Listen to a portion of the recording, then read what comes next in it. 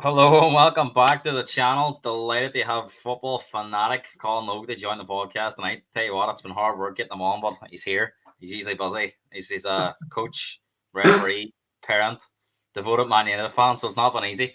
But he's on, and we probably couldn't have got him at a better time as well. With a festive football in full swing, and the football just finished last night. And the good news for football fans is it's back tomorrow. So much to get through. Including United's big one over Chelsea, as that the kickstart to their season. We'll be looking at Spurs' defeat to West Ham, where, again, a lot of plaudits for the football, but the results stood out, and it's now no 1-5 and 3 straight home defeats for Spurs. We'll be looking back at Villa's brilliant one over Man City, where they completely dominated City. Haven't seen that really happen to Man City before. And we'll finish off looking at the rest of the results and looking ahead to the weekend. So, Logie, brilliant to have you in. Before we get started, how are you feeling? What's the crack, Gareth? Aye, all good. Can you hear me all right, aye? I can hear you all right. Owen's watching. Thanks, Owen. Hopefully we can whet your appetite with some football tonight. No bother. I'm using my phone here, so hopefully I'm coming through okay. Good to be back. It's been a while since I was on with you, and I know how I'm chasing my tail all the time. I'm fairly busy with weigh-ins and that, and then, as you know, football, everything else that comes along with it. So no, it's good to chat some football on a Friday night. And a wee beer here beside me as well, so perfect. Lucky you. I had no beer tonight. I'm actually on the tee, but I had a few pints last night for the Spurs game, and I'll tell you what, I needed something stronger than pints again after. But we'll come on these Spurs. We'll start off with your club, because that was the big story of the week. Certainly the big story up until last night. Maybe the Spurs talk today has overshadowed it, but we'll start off with the United-Chelsea game, because United were under a lot of pressure coming into it, Logie. A lot of negativity around the club.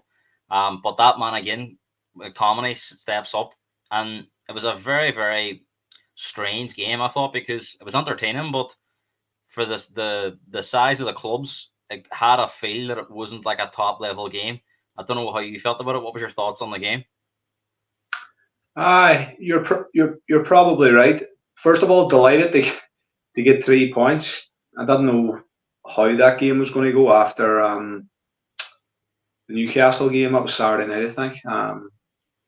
If he had got me on after that game, it would have been some crack. But no, honestly, God, it would have been some crack.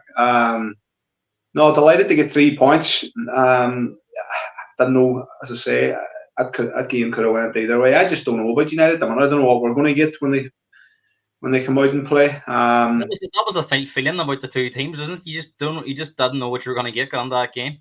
And see, 100%. And see, like, obviously speaking to people after the game and that, you know, they were happy the way United played at times and got 3 points, but Chelsea were so poor, honestly. And I don't want to be really, really negative here, but first of all, delighted 3 points, and it was actually United played quite well at times, but I thought Chelsea let them. Chelsea were wide open, and the first half as well, United were open, so there were so many gaps. I says to my dad the other night there, if we had played a top team there at Old Trafford the other night, they'd have ripped us apart. It was a similar kind of game to the Galatasaray game, where it was end-to-end basketball vibes. Although United were definitely the better team and more chances, Chelsea had a lot of openings that they didn't really capitalise on.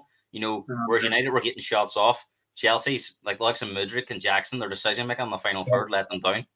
That's what I'm saying. They had so many brilliant situations in the first half, and only some of them players, their decision making and their kind of final ball is so poor. Then only for that, then God only knows what the score would have been. But no, I'm just happy. We created loads too, so I prefer to kind of look at that as well. The positives. We created loads against them, and again, it was easy enough to create against them because they went with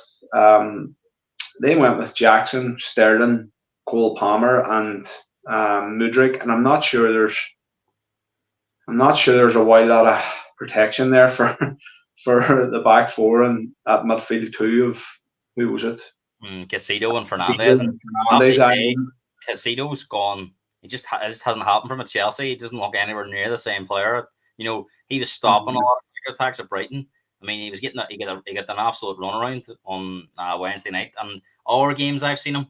Even I was at that Spurs Chelsea game, and before the red card, Maddison was running all over Caicedo that night. So he's really struggling in that role.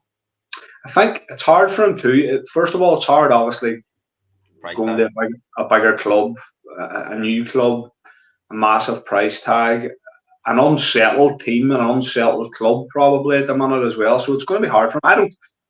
I wouldn't have any worries about that boy. I think he's going to be a quality player. Now, it's his first season with him, and he's been up and down. He's struggling, obviously, with bits and pieces of his game. But no, I think he'll be fine. I think most of them Chelsea players are probably struggling, bar maybe. Owen's saying that he probably should have signed for Liverpool, and he did have the choice to go to the two. Do you think it's not helped Caicedo that he's walked into such an unstable club, and he's got all these players around him that are unstable? And, you know, Enzo's been decent at times, but he hasn't settled fully. Mudryk, it hasn't happened. Jackson, it hasn't happened.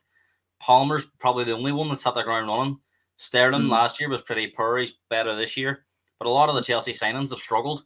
Whereas you look at, if he had a sign for a club like Liverpool, there is a lot more stability there. So do you think it was a poor decision in the end going to Chelsea? Well, time will tell. You know, I was delighted he chose Chelsea, to be totally honest with you, because I think he would have. I think he would have been an excellent signing for Liverpool. I think he would have really, really strengthened that midfield. I know they've signed good players in midfield as well, and they're doing well.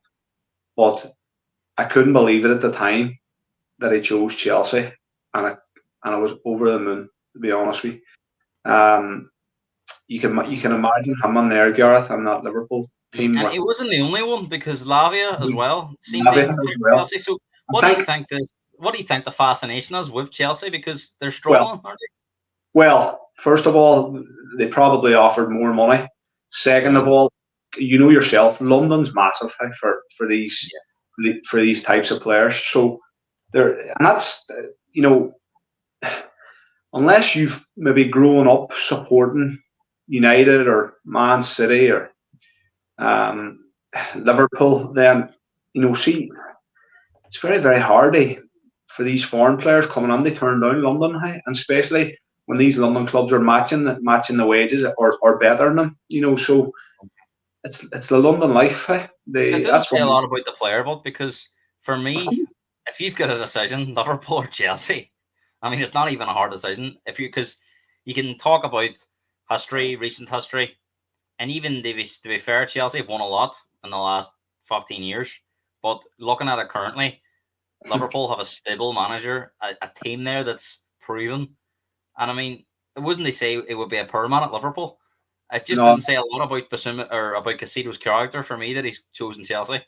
100%, and you know, you could before that you couldn't. I don't think you could have really questioned Caicedo's character when he was at Brighton. But I totally agree with that. And here, listen, I'm fine. I don't know if you're winding me up here to try to get me say really good stuff about Liverpool here, because I don't find it easy to talk positively about Liverpool. But they're, as you say, they're a stable club. They're a massive club. They're far bigger than Chelsea, in my opinion. The fan base is unbelievable in terms of their atmosphere and their stadium. One of the best around. One of the best managers around. They've been one of the best teams around this past 10 years. So all the signs point towards signing for Liverpool. You know, so he's obviously chosen the city, and he's chosen a wee bit more money. That's the only thing. And then, sorry, you have to kind of say maybe Pochettino was saying that too, that South American connection as well. So maybe, and I suppose before we come on to speak about that one and what it'll do for United, I'll touch on Chelsea here. I mean, are you surprised that they haven't kicked on this season? Because when I seen Pochettino going there, of course it's going to take time. I didn't expect it to be going very similar to how it went under Potter.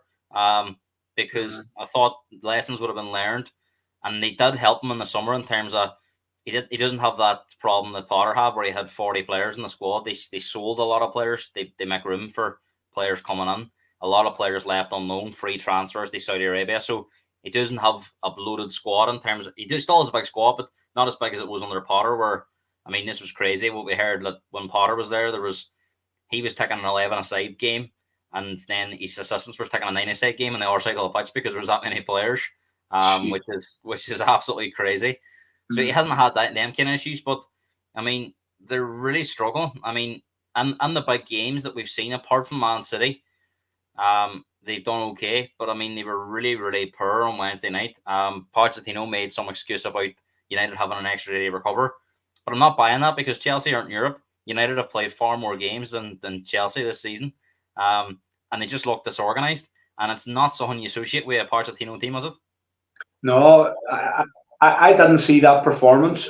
And you knew they're in a kind of similar situation to us that you don't know what you're going to get with them. But I didn't see that coming on Wednesday night. Honestly, it was so easy for United to play, and United never get it easy against anyone in the league. You know that yourself. Teams are right up against United, and United, to be honest with you, United can't play against teams because teams are right on their fists. But it was so easy against Chelsea for United to get it down and play, and that's probably what made United look good at times. But I expect more from Chelsea this year. They've on paper they have brilliant players, honestly, and they've a proven good manager as well. It's just maybe he needs a lot more time. I think that I was under the impression that he was going to get time as well. Now, funny enough, coming into this game, all the talk was about Ten Hag. Coming out of the game, it's all about Pochettino now. Chelsea fans aren't happy. You know yourself. You've seen it with Spurs when Mourinho and Conte was there. Pochettino's got that Spurs target on his back with the Chelsea fans. Spurs and Chelsea don't like each other. So he's also got that to prove. He's also got this time to prove where people don't see him as a person that can get teams over the line. He's not a proven winner. Definitely not in England anyway. And he's come out in this under all our pressure. Now, I always thought that he would definitely get a season in lieu in terms of if he finishes top 6, top 7, they get back into Europe, then next season he'll have to deliver. But I mean, where they are at the minute, sitting 10th, if they were to slide and they were end up to finish in the bottom half of the season, Logie, I'm not sure he would get a second season. No, you might be right. I'm just thinking too, Gareth. He's been unlucky too with certain players as well. You see the two fullbacks, Reece James and Ben Chilwell, and they play in a lot of the teams, and he's been lucky with them with injuries and I think suspensions too. With Reece James, I might be wrong, but he hasn't had a settled sort of back four. He's changed that around, and then this Nkunku boy, he probably wants him back. They kind of bolster that attack as well, and because there's a few boys there who really haven't missed at the minute, and there's not enough goals in that front line. The Jackson boy obviously has got talent, but he's a bit inconsistent as well, and the less said about Mudryk the better because he's really really inconsistent. And we know he's got talent as well. So I think managers, especially Pochettino, because kind of structure he's working under with that Bowley boy as well, and he's like a Wayne in a sweet shop. So he needs time. He needs time, and when he gets his full team out there, and maybe when he gets on the January transfer window again, and maybe he gets a crack at summer. I don't know if he'll get that time. I think Pochettino will be all right for that team. If he gets his own stamping things, yourself, it takes a lot of time. You can't be expected to work wonders under that turbulence in the space of 4 or 5 months. Like, you can't. But he's got loads of talent there, and there's no doubt about it. We don't expect a wee bit more. Like. 100%. Look, I'm just going to jump out of this and come straight back in because I've lost a wee bit of audio. I just have to change my browser for about 2 seconds. What?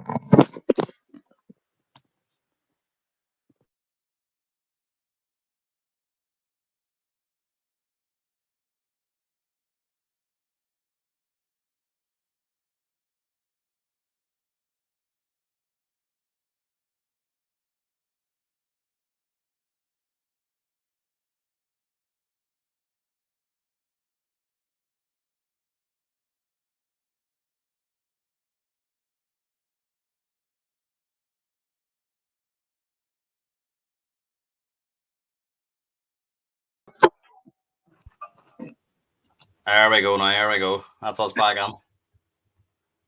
What actually happened there was I actually copied and pasted the link over, but it wasn't signed in. So can you hear me all right? I can hear you. So we'll pick it up there now. I had to switch the browser over. I have to use Google Chrome now because there's some sort of issue with this internet browser. So That's perfect. this.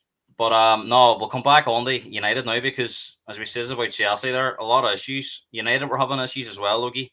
And that one definitely gives them a platform now to build. So I mean, do you think that can be the platform, give them the platform to kick on now? Because we've seen this before. We've had results, but never really kicked on.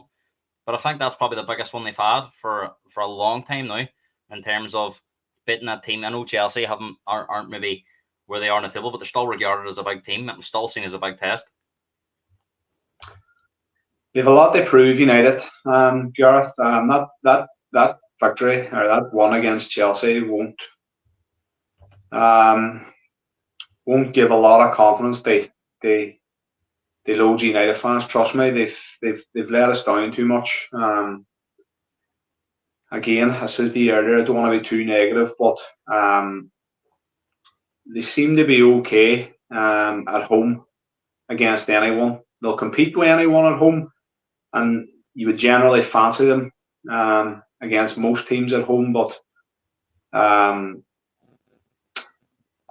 they play Bournemouth at the weekend, and you would like to think they would get 3 points there. But I would think Bournemouth would put up a better fight than what Chelsea did on Wednesday night. I'm not joking about that. And then after that, then I'll be behind the sofa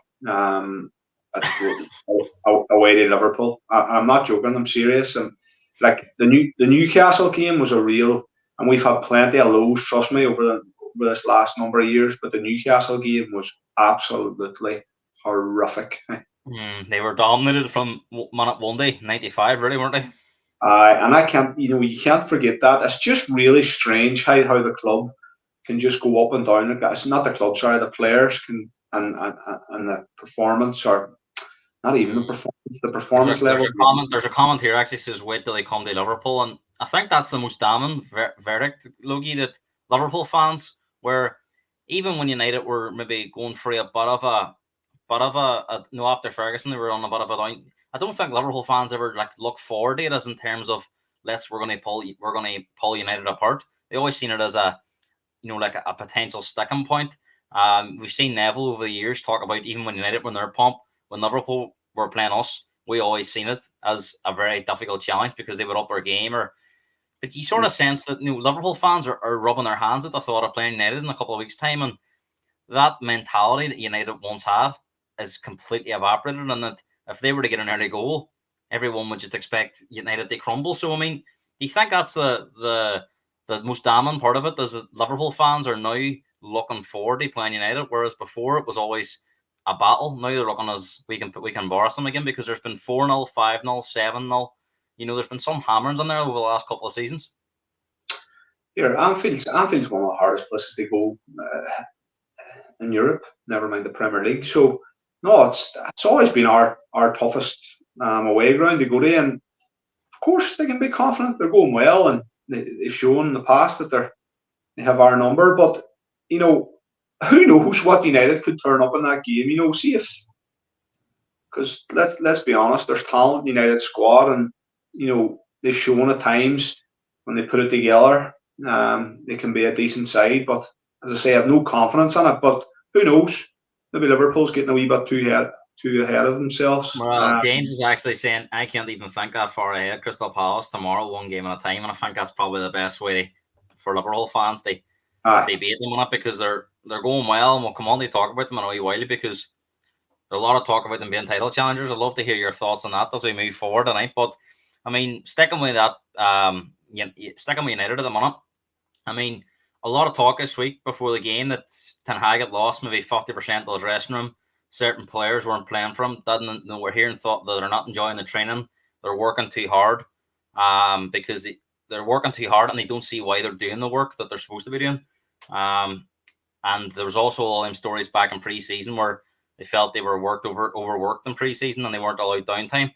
I mean, does certain players, maybe the overall team, on Wednesday prove that there is still an element behind Ten Hag? Because, I mean, they could easily have down tools on Wednesday night, but they come out fighting. And as you say, maybe that was down to Chelsea, and maybe we'll see against Bournemouth tomorrow. And Bayern Munich, Liverpool, they come next week. So where do you stand on it? Do you think there is a divide in there, and it's really testing the squad? Well, there's been elements of it throughout the season, but that Newcastle one really stood out, Gareth. The way I felt after that Newcastle game, it looked, and it really did look that he had lost the majority of that dressing room. And anybody that analysed that game would say that as well. I think everybody came out more or less and says that as well. All the pundits and all of the media more or less says that as well. And you couldn't argue with watching that 90 minutes. But I go back to it. There's still some bad eggs in that squad, and when there's bad eggs in that squad, and we know who they are, then that just festers throughout the squad and throughout the team and throughout the performances, especially when these bad eggs keep getting starts and keep getting up. That was my next question. Why do you think we're seeing the likes of Martial still playing? I know it's not easy to get rid of these players, but for me, you've got to completely sideline him because he's been involved in all our managers being sacked. So you do the same things, you're going to get the same results. Exactly. So this is, and you know what? I'm still behind Ten Hag. So this is part of his downfall, and he's done a lot of brilliant things. Don't get me wrong. He's had a good season last year, and he's done. He's trying to revamp the culture and revamp the discipline at United, and I like that. Don't get me wrong, but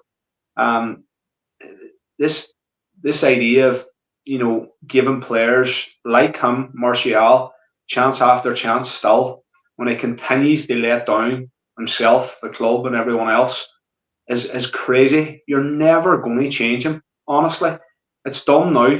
Let it go. It has to be frozen out. And you know what? See, he's mid as well, Martial or Marcus Rashford. And this is where are you at with him? Well, that's what I'm saying. This is where Ten Hag fails, in my opinion. We go back to the Newcastle one on Saturday night. That his performance, right, was as bad as I've seen from a United player in terms of a lack of respect to the manager, a lack of respect to the fans, and a lack of respect to his own teammates. But his performances throughout the season leading up to Newcastle have been well below par. He should have been dropped many a time throughout the season. And Ten Hag has continued to persist with him. And I mean this. I says this to I think that's out of fear, but because he might feel if he benches him and sidelines him, then he's lost him completely. And then Rashford's such a big character, such a big influence, Mr. Man United, he might feel that he'll completely lose the whole dressing room. So do you think as he's back up against the wall with certain players? Possibly, but it shouldn't be, Gareth. If you're a good coach and a good manager, it shouldn't be. You can't be held to ransom with one or two players. You can't be. See, if they're not doing it, they have to be dropped, honestly. And I was delighted to see, because I'll be honest, see if Rashford had turned out against, see if he had been that starting 11 against Chelsea on Wednesday night, that was me completely done. Because what he did at Newcastle, for me, was unacceptable. Me and my dad would chat a lot, and my dad was kind of playing it down, saying it'll take us a while to get back. We have to just go with the flow at the moment. It'll take us a while to get back to one ways. And I says, Dad, see, to be honest, see the way I feel, I don't care about winning at the minute. I do not care about winning. I just care about liking my team again and liking these players again and wanting to sit down and watch them and wanting to see good performances and seeing them playing for the badge. And I feel as if we're going back over old ground again. But that's the way that match on Saturday night left me feeling. It was horrific beyond belief. Players didn't care about that travel and support. And I'm not saying all the players, but another example, and this is where Ten Hag feels as well. Another example, there's certain players, and Rashford was one of them until obviously the last few weeks, that it felt as if they were undroppable. Bruno Fernandes, another one, and I'm Bruno's biggest fan. A brilliant signing, one of probably our most successful signing in the past 10 years. Post Ferguson, anyway. Post Ferguson, definitely. Exactly, that's what I mean. Fantastic player, but it feels as if he's undroppable too, and he's had some bad performances too. This doesn't happen at the top clubs. It doesn't happen with Pep, and it doesn't happen with probably Jurgen Klopp. Every player should be susceptible to being dropped, and that's how you get it. That's how you create I don't know, but a maximum respect for the manager that no player is above that. Two more questions for you before we move on. One, where does Marcus Rashford's future lie now? If you're behind Ten Hag, and a lot of United fans still are, they're looking above. Does Rashford need to be moved on if Ten Hag stays? And is that how you feel at the moment? That Rashford. It wasn't even the Newcastle game was the final straw for me, but for me, he has to go in January. He'll not go in January, but he has to go in the summer. You know, United done well to get him a new contract because they'll get some money for him if they do eventually sell him. But the thing with Rashford, he gets a lot of media coverage as well, right? So I hate sitting here putting everything on him, but I just can't wrap my head around it, Gareth, because Ten Hag's his biggest fan because he's continually played him, right? Yeah. United fans are right behind him, have always sung his name, right behind him, one of their own, all that.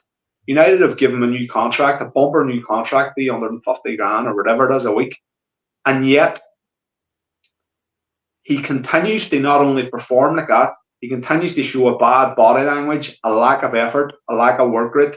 And Saturday night was the final straw where he completely disrespected everyone associated with United because he didn't hide it. Sometimes he has tried in the past to hide it. He didn't hide it against Newcastle. He was like showing everyone, I don't care here because. I know he had such a strong year last year, but do you feel that he's ever reached his maximum potential? You know, he's 26 now. You know, he's coming on these prime years. You know, you look at play like the likes of Mo Salah, Mane, Son, even though consistent performers for years in the Premier League. Rashford's done it in spells where he's had good seasons and then maybe followed it up with a bad season. Never really been consistent for 2-3 seasons. So I mean, and there's no doubt the talent's there. So do you feel that he's never quite reached that sort of world class? There's a lot of talk about him.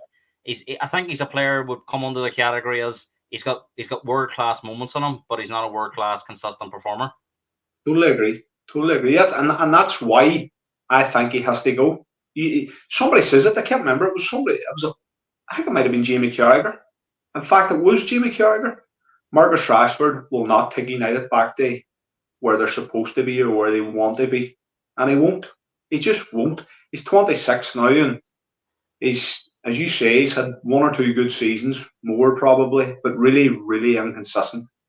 And I think he thinks he's probably better than what he is. There's a reason why he doesn't. He's been inconsistent with England, and Southgate hasn't actually picked him for squads as well. There's a reason for that. And then when he gets on the squad, sometimes he doesn't get off the bench. So there's listen, I think to be honest, Logie, he's incredibly lucky that Southgate's a manager because he does show loyalty to players that ain't in form. I think if this was a manager that picks players on form, Anthony Gordon is playing much better than him.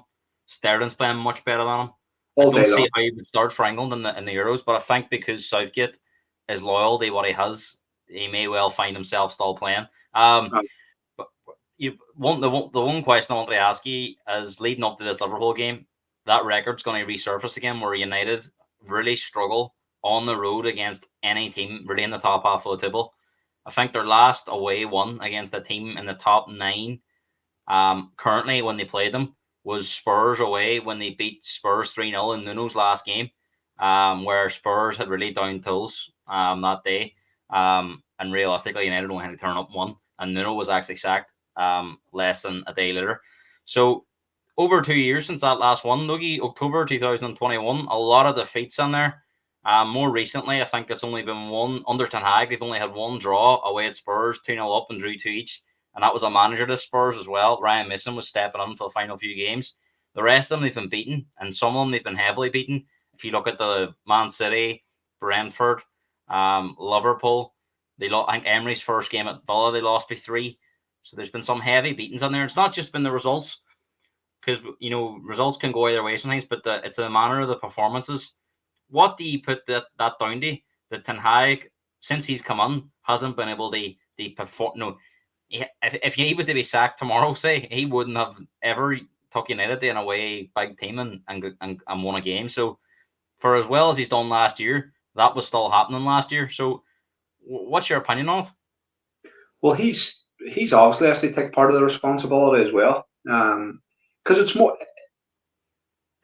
or less his squad, his team now. Albeit they would want to tweak it. So that really put them results away from home points to one thing: just a lack of resilience and a lack of character throughout the team. You know yourself, when you go away from home, you don't get it easy. You have to, especially when you're Man United, you have to earn that right first of all to play. It almost feels too. Once the first goal goes in, you know what's coming. So exactly. So that points straight away towards a lack of resilience and a lack of character within the squad. And the manager has to take responsibility for that. It's his squad, his team, and them results. That record is completely unacceptable. I think Roy Keane says the RD, you would nearly think it was a take a hand. It wasn't real.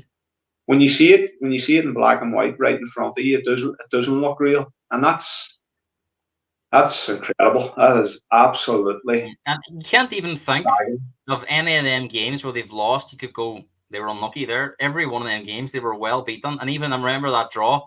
They played quite well in the first half away at Spurs last season. But the second half, Spurs battered them, and they were hanging on at the end for the draw. So there is a clear mentality problem. And like you say, you're behind Ten Hag. But how much longer can that record go on? Because Ten Hag's there to get them. I'm under the impression that Ten Hag's there to get them challenging again. Scripting top four, and then or else finishing fifth one season back top. The overall goal for United is to get back challenging Man City, Liverpool, etc. So that's never going to happen if that record doesn't improve, is it? No, exactly. Ten Hag has a lot to do still to hold on to his job long term. There's no doubt about that. I keep coming back to it as well. Speaking to friends and that as well, Gareth, I still have, even last year, right? And one of my good friends who I speak to all the time about United, he's fully behind Ten Hag. But I says to him the other week, I says, see, they done well last year, but see, I didn't see a clear style or a clear identity last year. Yeah. Even last year they were excellent last year, and that's got even worse this year because I can't remember one performance this year where I thought I know exactly what they're trying to do or what's happening here. Even Chelsea all night, people saying they done well. Tell me what way we played against Chelsea, because at times it was a basketball game. Danny's a big United fan. A friend of mine, he lives in Wigan. I met him in Liverpool. He's saying that United have been poor, but it shows on Wednesday we can perform against the top teams on our day. We ran Chelsea ragged, something City, Spurs, and Arsenal struggled against. And he referred back to the Arsenal game. We weren't well beaten. We had the better chances and had a very unlucky disallowed goal in the 8th minute. I think that was their Garnacho one, and they went on to lose in injury time. But I think what Logue's trying to say is, even in that Arsenal game, they completely sacrificed possession and says, we're not good enough to take Arsenal on. We're going to sit back. And surely that's not good enough for Man United. So Gareth, the reason Erik Ten Hag was brought on the United from the outset was to dominate and control games the way that way Ajax. That was the sole reason why he was brought on, and he openly admits that that's the way he wants to. Well, he says it in the past. He's probably had to go back on that a bit now because he realizes. Well, this is the thing too, Logie. He said that he doesn't have the players to do it, but a lot of the players he signed, he's worked with them before, and they've come from Ajax. So I don't get that. I'm really struggling to see why. One, I think the players that he's managed before and worked with, I struggle to see how they wouldn't be playing for him, because he's got them obviously a big move from Ajax to United with his coaching. I mean, to be totally honest with you, when Spurs played them in that Champions League semi-final, Spurs got absolutely ran off the pitch for 2 games. They were very fortunate to get through that semi-final. Ajax were the far better side. They put Real Madrid to the sword, Juventus to the sword that season, playing that football that United wanted when they got Ten Hag. And it's mind-blowing that we haven't seen one shred of it since he's came. No, and you've heard the boys on TV talk about it as well, that your coach and a few other coaches are able to do it within 6 months, um, less than 6 months, implement a certain style of play, and Mm. and you know exactly every time that they go what way they're going to play every time they go out. And I'm sure he's tried. And listen, he's had horrendous injuries as well. Gareth, Ten Hag, he always talks about, and you'll know this as well, being involved in coaching and that. He talks about that left-sided centre half, and that's why he plays Shaw there. He's obviously lost Martinez, and he talks about angles, creating angles all around the pitch and all. But I still want to see even with these injuries, I still want to see a style and a dominant style of play, because everybody gets injuries. Spurs have had injuries, big injuries, and yet they still play the same way. City, absolutely, you're going to get. Even like the team United are playing on Saturday, Bournemouth have developed a style of play. I've seen Bournemouth. They're going to come to Old Trafford on Saturday, and they're not going to sit back. I think that'll suit United. I think it'll suit United. Bournemouth will open up. United have better players. Bournemouth could maybe shoot themselves in the foot, because in the big games this year, Bournemouth have struggled against Alexa City. They were beat 6. Spurs beat them easy. Liverpool beat them easy because they've tried to play. And it'll be interesting to see on Saturday. If United are pushed back, they sit in a counter attack against Bournemouth, even if they won the game. I don't think that's a good sign moving forward.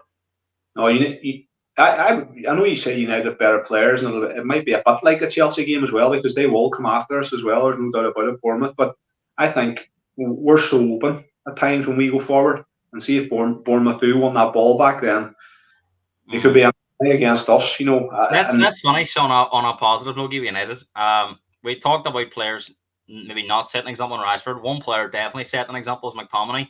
Probably surprised a lot of people this season, including United fans. Strange, him and Maguire have probably been two of United's strongest players in the last 4 or 5 weeks. Maguire won Player of the Month. Ten Hag actually won Manager of the Month today as well, which blew some people's minds. But he was the only manager to get 9 points in November, so technically he should have got it, regardless of the performances. And McTominay has been scoring goals, and from what I see, I don't see it as something that's going to dry up, because a lot of the goals are similar. He's arriving in the box, and I think there's an art to that. You've seen it with Dele Alli at Spurs at times. Frank Lampard was the best at it. He seems to get himself into the right positions at the right times, and he's finishing. I know he probably could have got a couple more last night, but his finishing's been largely good. Has he developed into a real top player? And do you think is he maybe not getting the credit he deserves because he's maybe Scottish and he's not seen as that glamour footballer? I maybe wouldn't go as far as saying he's a real top player. No, listen, massive respect to Scott McTominay. United, Ten Hag wanted him gone in the summer, no doubt about it. Wanted him out the door, nearly away to West Ham. I don't know what it was, 30 million, 40 million or whatever United were looking for him. They were looking for decent money. Scott McTominay's a good player, always has been. He's doing it for Scotland now. He's playing in a decent he's playing in a decent role for Scotland, and he's playing in the right role for United. In the past, he's been used in a role that's alien to him, and he's not suited to in terms of trying to control play from a number 6 position. That's not what he's about. He's just a horse. He gets up and down the pitch. He makes tackles. He gets into the box. And I heard in the past that he's played centre forward before when he was younger. I don't know. I think that might have been. I would well believe it on what I've seen recently. His finishing's brilliant. It's actually Paul Scholes that mentioned one time there at Regan months back that there's a goal on him, and I've always noticed it as well, because he's an instinct finisher as well. He strikes the ball well, and he's confident in that 18-yard box. But no, he's been excellent. I'm not sure he's the long-term answer for United and for Ten Hag. Maybe if you get the right players around him, that he might well be. But I doubt he's the long-term answer. He might be a brilliant squad player, but massive respect for more or less putting 2 fingers up to Ten Hag to say, no, I'm going to fight my way back into this team, and he's virtually undroppable at the minute. As Harry Maguire, massive respect to him. I think Logie, I was going to say before, if me and you've had a lot of discussions about Maguire in these podcasts, it always seems to come up, and you've always backed him. To be fair, you've always says that he's a scapegoat. He's going to get he's going to get done for piss at times playing a high line. That's not his game. But what you were saying is he's a good player. He'll always give you 100%. And mentally, you have to say, over the last 6 months or so, it shows you how strong he is mentally, because he could easily have folded. Amazing, Gareth. I'm not sure we've ever seen the type of abuse that directed at one player before. I'm not sure we've ever seen that. I know you're probably a bit too young to remember it back in the day when Beckham got it and all, but there was a serious witch hunt out for Harry Maguire, and for him it's not easy. Think about that, what he's had to endure, and more or less been told by Ten Hag that you're, I don't know, fourth choice, fifth choice, that you're not wanted here with West Ham. He turned on.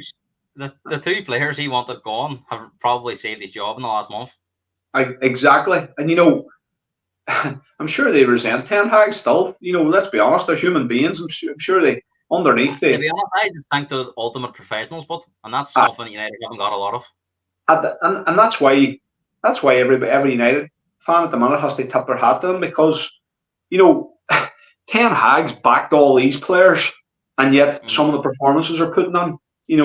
They're more or less looking at they're trying to get Ten Hag a sack. That's what you would nearly think. Whereas these two haven't been backed one bit by Ten Hag, yet they're putting on performances like that. Some of these players would need to look at these two and go, hold on a minute, I need to take a leaf out of these two boys. It reminds me of Harry Kane when he was at Spurs the last few seasons, where you could see the style of play wasn't helping Kane. He didn't want to be playing that counter-attack, sit-back football. A lot of the players down tools, but Kane kept his levels. Ultimate professional. No, and fair play. You can imagine, Gareth, too. You can imagine them boys, and in fact, we know what's happened because you can't put on performances the way Mc Tominay and Maguire have done if you don't train properly. If behind the scenes, you can imagine the level of professionalism with them too. And eventually they've aged their way back in.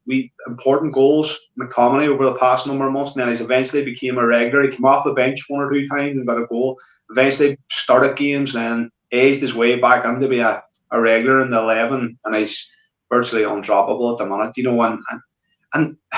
but that's all well and good. It's brilliant for them too, and it's they're positives for United, but it doesn't reflect well on Ten Hag, to be totally honest with you. No.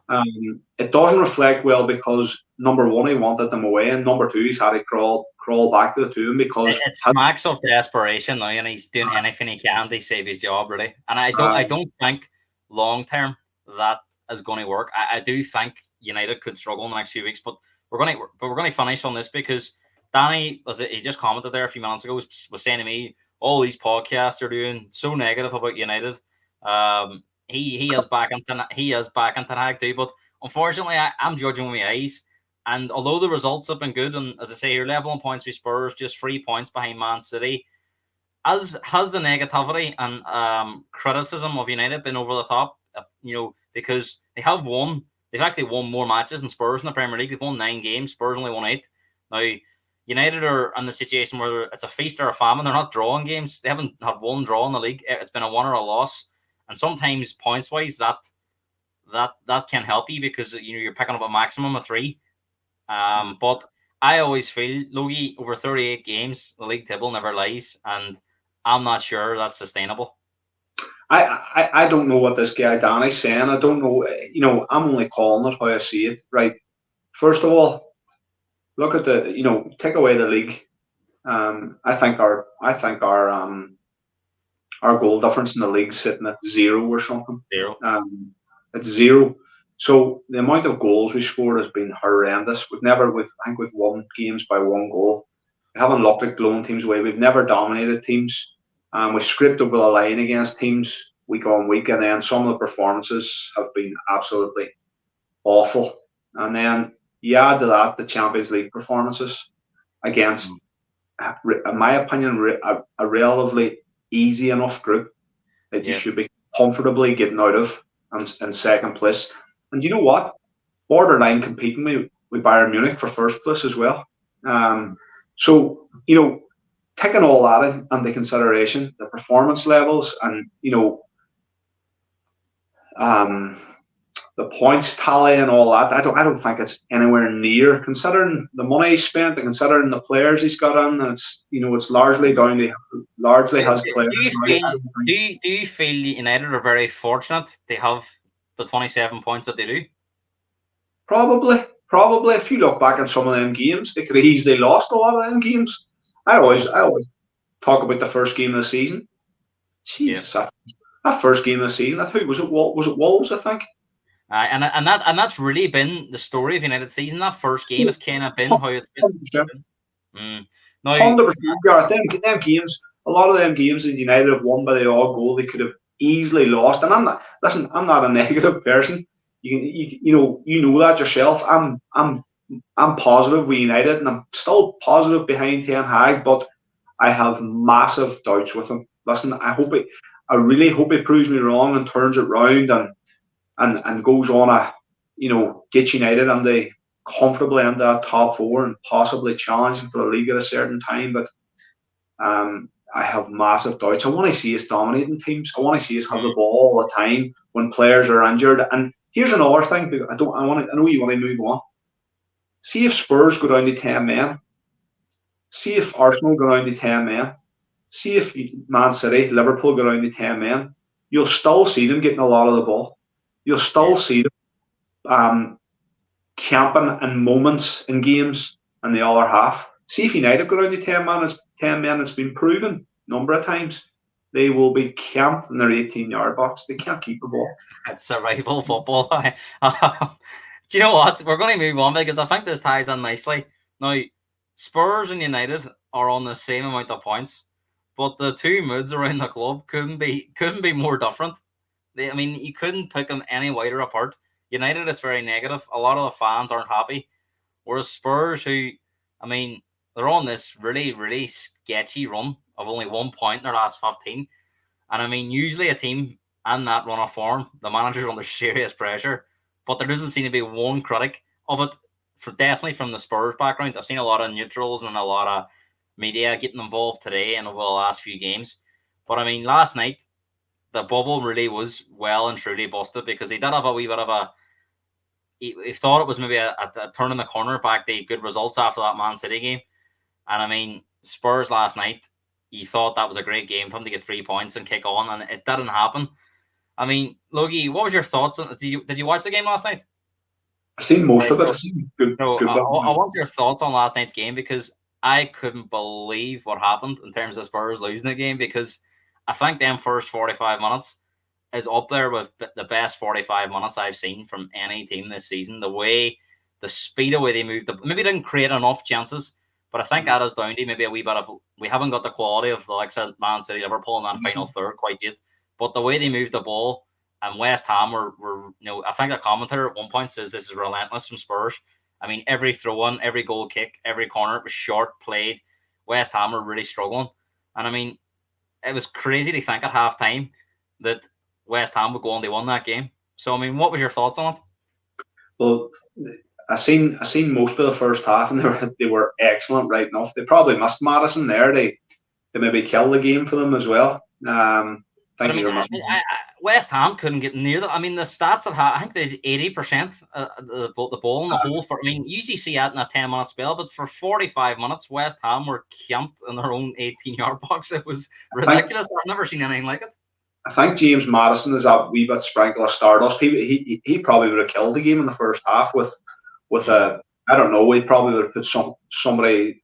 He probably put it on a plate for somebody, or he probably would have finished himself because he's got a goal or two on him himself. But I think half time came at the right time for West Ham, and you know yourself, West Ham's resilient, definitely under David Moyes, and they can definitely, and they were always, Gareth, going to have their spell because it's a London derby. You know yourself the way they play, and they'll come again, and there's a lot of fight in them, and it just showed.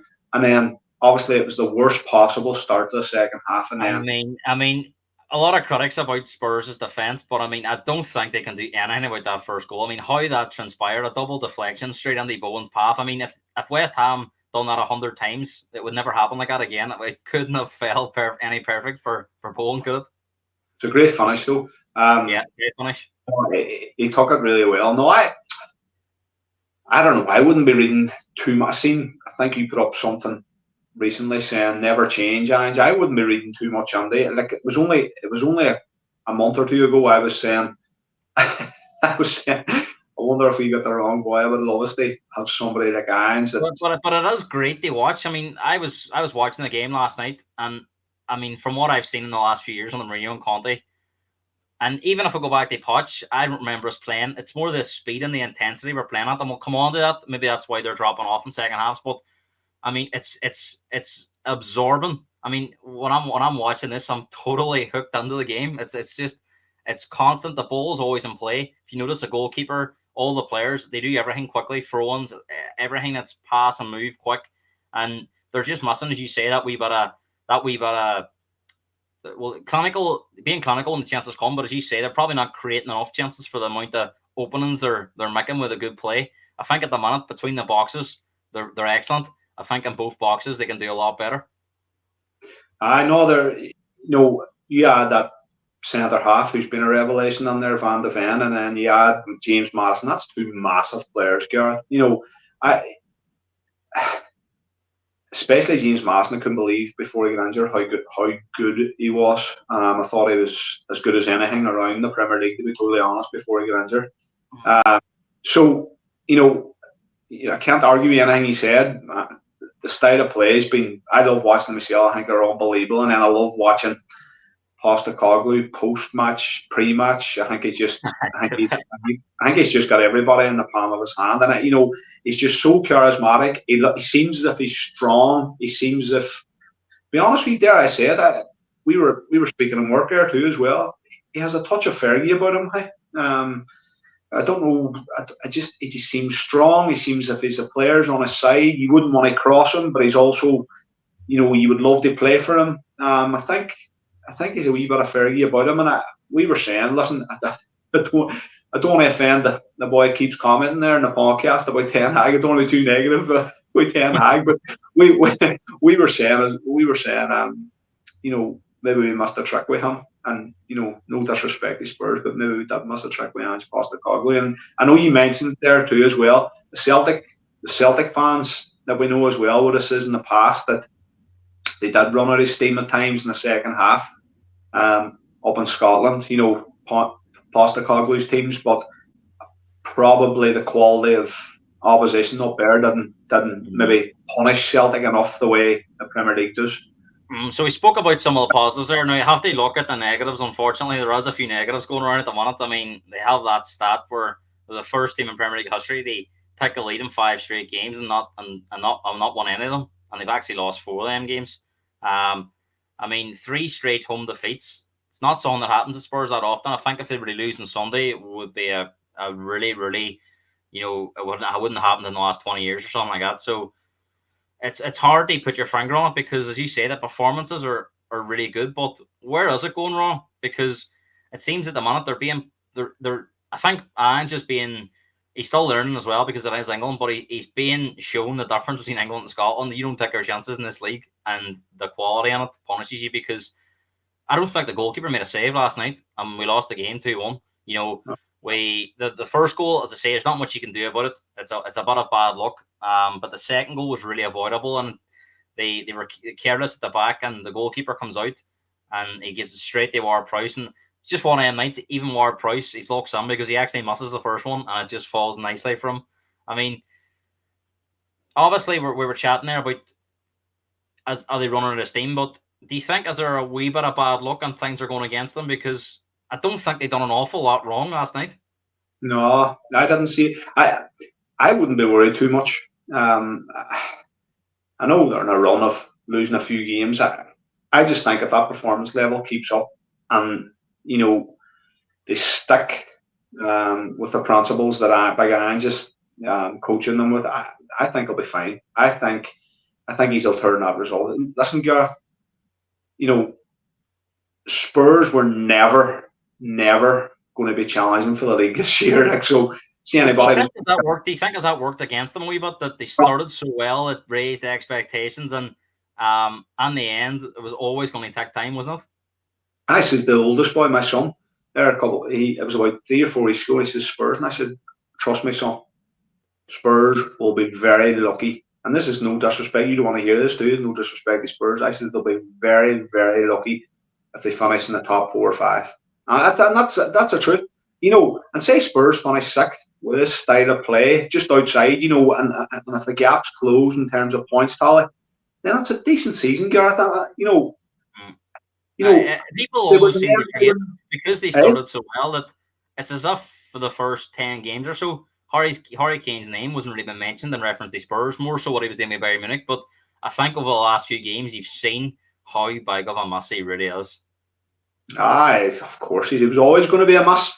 But I just think if Spurs keep doing what they're doing and, they keep up around that 4th, 5th, then they're doing well. And if Poch adds date in January or adds date in the summer, then they could really be a threat over this next couple of years, because let's be honest, he's on the job 4 or 5 months and look what he's doing. I think he's been unbelievable, and I think Spurs, even though it doesn't look that way at the minute after 3, 4, 5 bad results, but I wouldn't worry too much.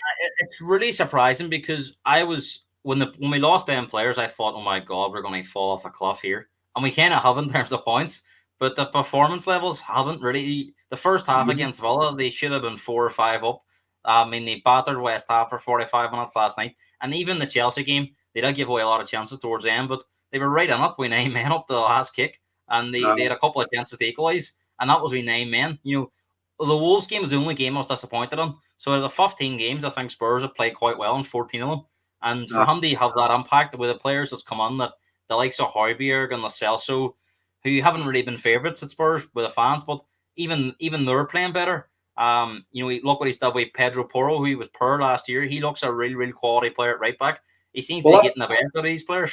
That's exactly what I was going to come on to there now, about the improvement in certain players. And see when you're losing games, I don't know, they've lost 3 or 4 or whatever in the bunch. But see when you're losing games and your players are still coming out with that energy and intensity, then you as a coach, you're absolutely loving that, because you're going, all right, we've lost games, but these players are still with me big time. Like, you're talking about the improvement in players. Vicario's one. Look at that Udogie boy. Excellent. He is super Udogie boy. I'm a real fan of him. And look, Christian Romero, I always knew he was quality. He looks like as good as anything around. And then Van de Ven, look the way he's turned him Monday. And then these players that he hasn't quite started with at the start of the season, Højbjerg and Lo Celso, they're coming on now and playing for him and doing a job. And this is a sign of a real top coach. And Kulusevski's been a revelation again. And Pedro Porro, as you mentioned, and then the players like Ben Davies coming on now. That's a sign of a coach that's going about his work the right way. And you would like to think, and I'd be confident the results will come again, especially. And I keep coming back to James Maddison. I can't believe, and I always knew he was a good player. I can't believe how good he was before he got injured. I thought he was as good as him. De Bruyne, he was running games, and it was impossible to control at times. I mean, brilliant. A lot of Spurs fans are sticking with this, and I've seen very few, maybe a few last night after the West Ham game, because it was a derby, and it is a bit of a trend. But 99%, I would say, of the fan base are still behind him. And I mean, it felt like under times where Conte and Mourinho, even if they got ones, they were always 1 defeat away from a crisis. Sort of the same with United at the minute. If they lose to Bournemouth, you would almost feel that there's an hour crisis. Whereas Ange at the minute's got this really poor run of 1 point in 15, yet there's still a lot of calm and a lot of support. Do you think that is down to the fact he's playing attacking football, and the fact that the fans are seeing the signs that, when they get players back and with more training time, more transfer windows, that there is something happening there? Absolutely, because there's fine margins in the Premier League. You know it yourself. A lot of them games, 4 or 5 games you've just mentioned, they could have easily won or drew. There's absolutely no doubt about it. The performance levels have been excellent. Whereas United, you just mentioned United, there's no comparison. United are scraping over the line with a zero style of play.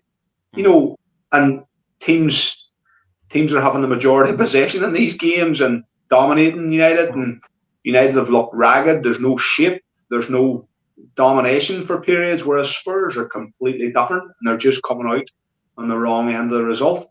So I don't want to say I'd rather be Spurs at the minute, but I would be absolutely fine with Ange Postecoglou. And unless things go really, really bad, you have to be looking at him at the end of the season. Tell me this, right?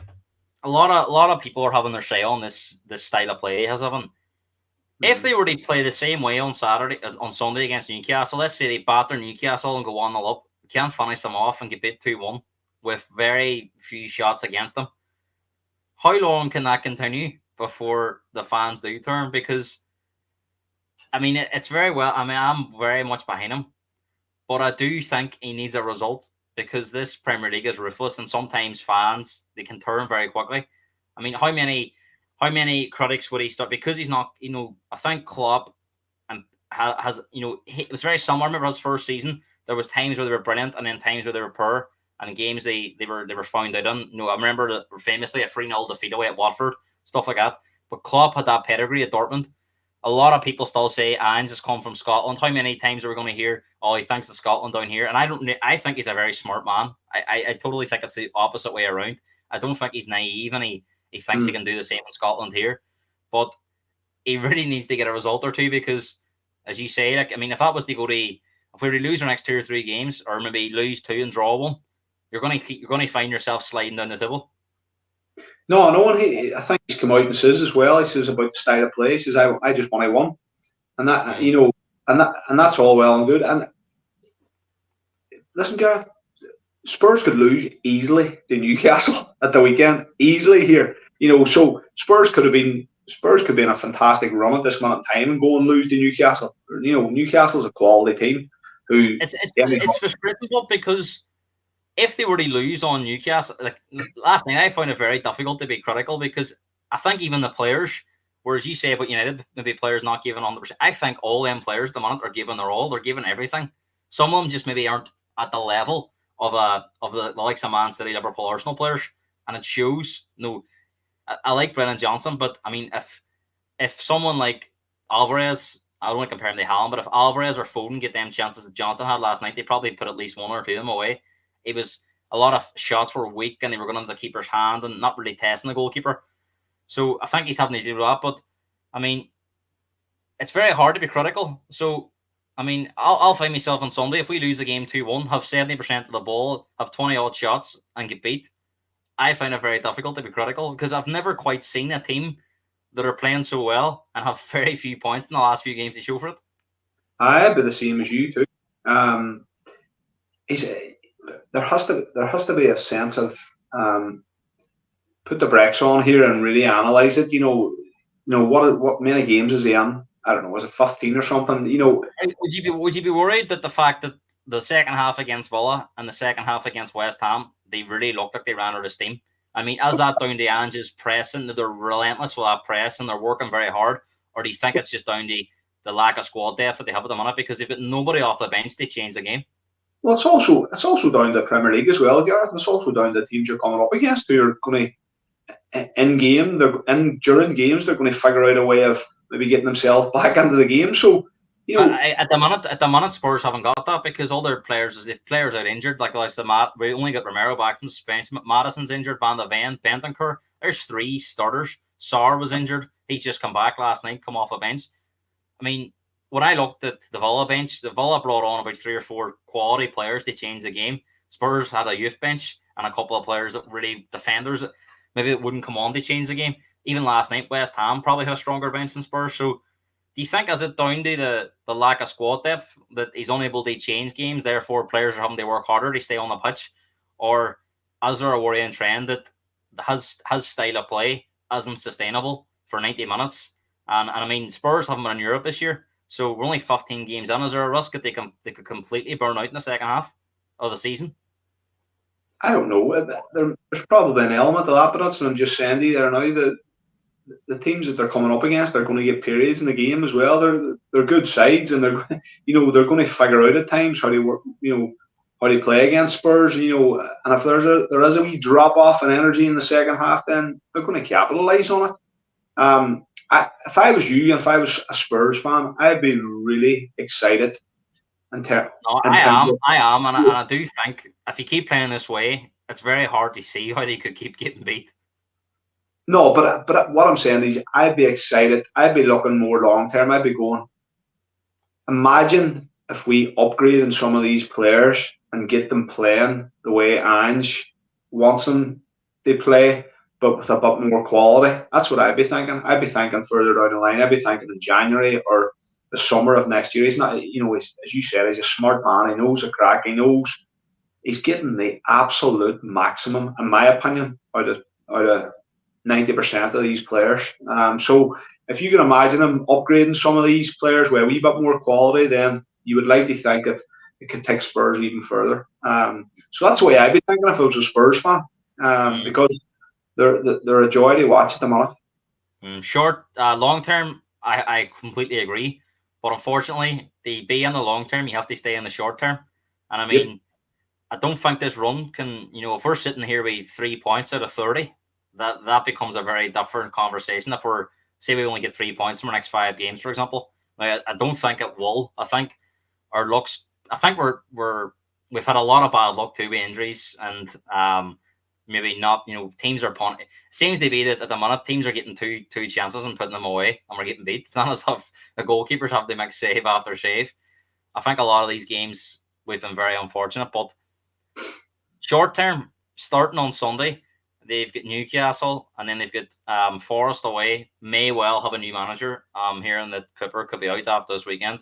Everton, who've been playing really well, that's not a banker. And then Brighton and Bournemouth before the new year. Do you think Ange will turn it around in that time? Do you think Spurs will start to pick up points between now and the new year? Aye, absolutely. Spurs could go and beat Newcastle.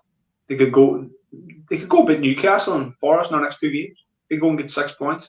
They may well get beat by Newcastle and then they go and beat Forest. And then you have a couple of games there. I think you mentioned Brighton and Bournemouth, and there's somebody else in between there. Is Everton, Brighton, Bournemouth. There's no reason why Spurs can't pick up, 9, 10, 12 points out of them games. They could win all 5. I think, to be honest, Sunday's massive because Newcastle are on their knees with injuries. I mean, they've got a big game coming up in midweek against AC Milan. Still a good side, but I think you've seen against Everton, it's catching up with them too, because they're another team plays that high intensity football. And I think I read a stat, something like in their last 5 games, they've accumulated 25 minutes of subs. So that again, he hasn't really got the players on the bench. They change it.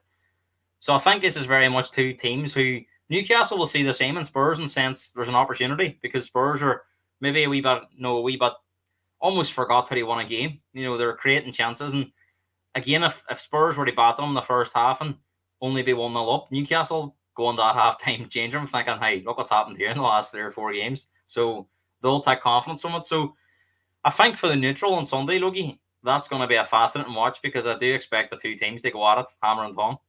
No, it'll be a brilliant game because the way Eddie Howe's got them players working as well, their intensity is unbelievable. It's similar to what Danny's just done with his players. He's done a fantastic job there, and that could go either way. I know you're saying Newcastle are riddled with injuries, but their first 11 is as close to Eddie Howe's first 11, if you know what I mean. It's just behind that.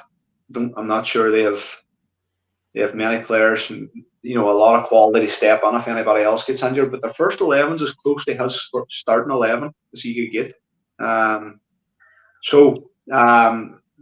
It'll be interesting to see. I wouldn't like to back anyone in that game. It could go either way, but I wouldn't read too much into a loss if your performance level's still good.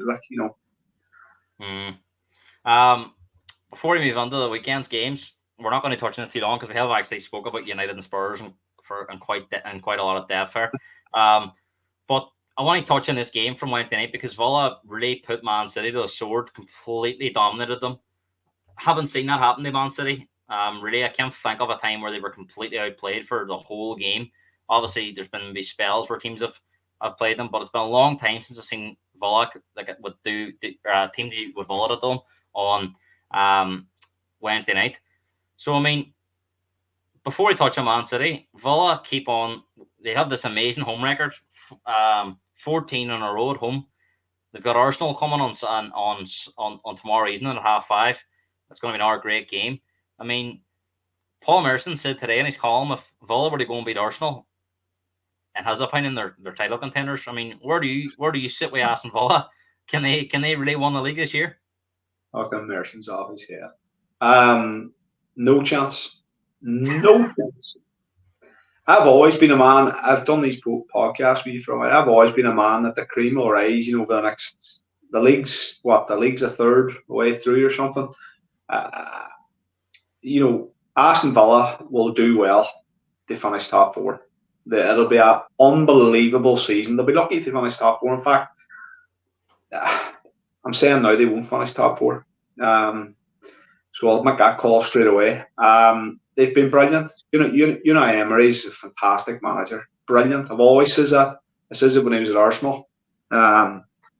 Amazing and a really likeable coach as well. He's getting the best out of them players the minute, but they're playing. In my opinion, they're playing above their station.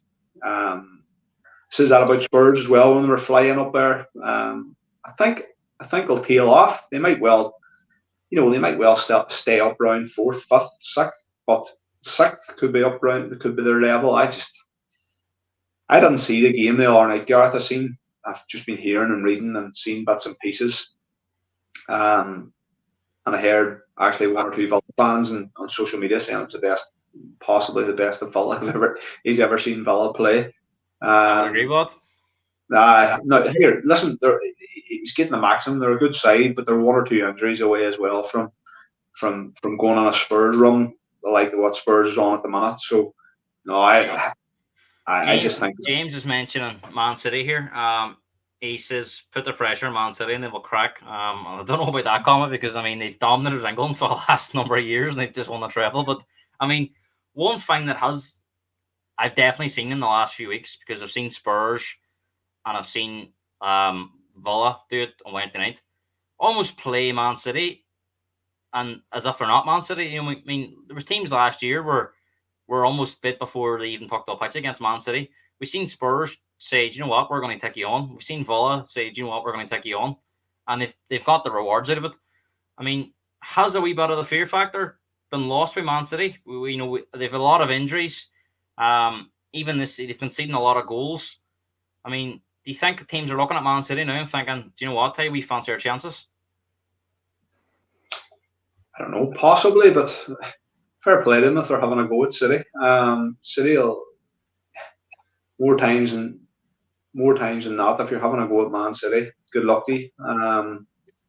I seen some of the highlights. Haaland missed one or two really good chances to go 1-0 up against Aston Villa the other night as well. So they go on and it's a different game in my opinion. I don't know. I just think it is. Man City, I can't believe anyone is questioning their quality, their character, their resilience. Nobody can question it after 14, 15 games. They're the best manager in the whole, possibly one of the best, if not the best that ever lived. And they have still one of the best squads. They're treble winners, still one of the best squads in Europe. I know you're saying they have a few injuries. Man City will, if someone is to give me £1,000 to put the team on the league now, they won the league for me. I mean, do you still see them as the favourites over Arsenal and Liverpool, or Man City in your eyes still very much the team to beat, even though they're sitting in 4th place? They're 6 points behind Arsenal. Do you still feel that it's Man City's title to lose? We're still in the early days of the league. Well, I'll say early days, early-ish days.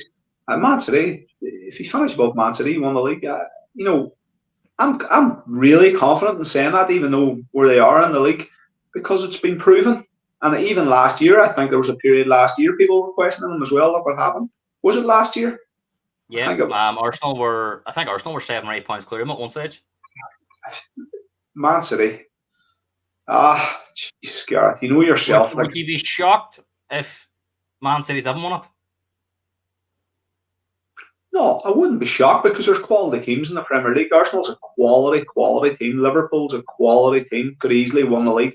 I just think, you still have to finish ahead of Man City. I still think they put it all together at some point and they could easily go on a 10, 12, 1 streak. No draws, 1 streak. Who's more likely, do you think, out of, assuming everyone does seem to think it's between City, Arsenal, and Liverpool? Is that the way you see it? Aye. So out of them two, Arsenal and Liverpool, who do you think's more likely they win it? If City don't win it, who do you see out of them two as being more likely to win it? Arsenal. I think probably Liverpool. I think Arsenal's more solid than Liverpool. I think even though Liverpool's done well and they signed good midfielders, I'm not sure. I think he can score easily, a bit more easier against Liverpool than what he can against Arsenal. And I don't know. I don't even know if that's true. It just feels that way. They lost Matip to the ACL, so his season's over. That's a big loss. And I think they're heavily reliant on Mo Salah as well. So, I'm not sure the rest. I think Jota's out injured now, who was chipping on quite well before he got injured. I'm not sure like Luis Diaz. And I know Nunez, he can be really inconsistent. I'm just not sure. Liverpool's probably playing. I don't know. I don't want to say playing above their state. Have they surprised you how well they've done this season? Possibly because, considering how below average they were last year, I know they've strengthened their midfield significantly, but I don't want to say they're playing well above their station, but they're probably playing at their maximum. I don't see them really going on a massive run. I don't see them improving much more. I see Arsenal being resilient, and I see them. Like, I knew that goal was coming the other night, that Declan Rice goal. I knew it. They're doing some things that remind me of United and the early under the Fergie years. United, the last man. I have to say, Logie, I am absolutely petrified of Arsenal winning it this year. I think they've got a major opportunity. It's even watching that game against Luton the other night. I said the same as you. I just felt the goal was going to come. I knew it was going to come. There's very few teams you associate that way. They just, whatever it is, and you can say maybe they're a wee bit of good fortune too at times, but you make your own luck. And I just felt that goal was always going to come, and in the end they get it. And it's ones like that, it gives you the belief and the confidence to go on and win leagues. And I mean, I think this game on Saturday is massive for them away to Villa. If they were to go to Villa and win, a team that's been won in every game at home recently, they go there and won, and I think they've got Liverpool away on the 23rd. If they were to go there and get 4 points out of them 2 games, I think that will be massive. If they were to get 6 points, I would nearly say it's a 50-50 between them and City. I know, I agree, but even if they don't do well in them couple of games, because again, I keep coming back to the fine margins in the Premier League, even if they don't do well in them next away to Liverpool or away to Aston Villa, even if they draw the 2 or they beat one of them and draw one of them, then I still think they're good enough to go right to the end and go toe-to-toe with Man City. And I still think City are favourites. Still think City have better quality, and they've been there and done it, and you can't buy experience. I just think Arsenal have that. Declan Rice has been a massive signing for them, and they just have that resilience, and they have that power, and they have goals in them, and and they have that sort of, what will I say, Gareth? They have a wee bit of nastiness about them. That sort of, you wouldn't fancy playing them. Exactly, and they have a wee unlikable factor about them at the moment too, which is all good teams have it. United, everyone hated United through them years, but they just kept winning, and that. I think Arteta, it's a lot to do with Arteta as well, and it's us against everyone else. They seem to have that wee thing about them at the minute, and and that's good for them, and that's brilliant for them. But I just think, they're unlikable at the minute, and that doesn't. That doesn't look well for everybody So, else. where are you at with it then? If I had to ask you to pick a winner now, who do you think would win it? City, Arsenal, City. Liverpool. And who do you think? You think City or? Sorry, Gareth, I don't see how anybody can go against Man City even at this stage. I just don't. I can't believe anybody would go against them. I really, they haven't shown enough for anyone to go against them. So you see the City, Arsenal, Liverpool. Who do you think is favourites for that fourth spot? Oh, jeez. I think it'll be between probably us.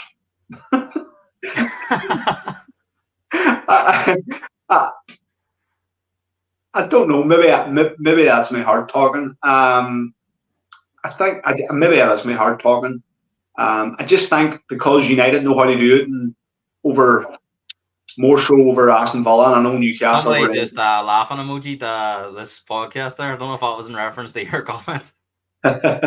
No, I don't know. It's probably just because they've been there already and they know how to do it, and they're a bigger club. I mean, it tells you everything when people are raving about Aston Villa, raving about Spurs, raving about Newcastle, criticising United, and United's still there. No, I know they've grinded out results, but I'm not sure how long that can go on for. I just think, if they were grinding out results with a good style of play, then you would think more positively. You would say, "Oh, it's only a matter of time before we put teams away more regularly and more clinically in games." Whereas the opposite for me is sometimes Arsenal are grinding out results, but you still see a clear style of play where I'm thinking, see if they really, really click, they could blow teams away then. Because I don't think it's properly clicked yet, Arsenal. Right, let's finish off by looking at these weekend games. It all kicks off tomorrow, 12:30. The Liverpool fans are out in full force. Trust me, I've had it up to here with them this week, laughing at me and criticising this Spurs style of play. But they can go top of the league tomorrow with a win against Crystal Palace, who I have to say are a dreadful, dreadful watch at the minute. We know how they're going to play tomorrow. It's going to be camped in their own 18-yard box, the final third, and just lump it and try and hold out and maybe punch one off a set piece or a counter-attack. But to be honest, I just don't have any confidence that Palace will be able to trouble Liverpool. They just look so short on ideas, belief, confidence.